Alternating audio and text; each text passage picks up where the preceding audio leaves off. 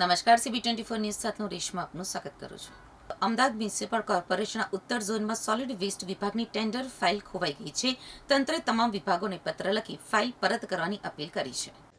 Ahmedabad municipal corporation પોતાની high tech system અને ડિજિટાઇઝેશનના દાવા કરે છે, પરંતુ વાસ્તવિકતા કંઈક અલગ જ હોય તેવું લાગી રહ્યું છે.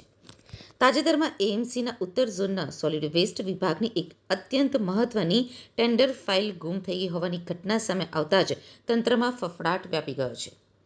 મળતી માહિતી મુજબ સોલિડ વેસ્ટ વિભાગની એક ટેન્ડર પ્રક્રિયાને લગતી ફાઇલ લાંબા સમયથી મળી નથી રહી.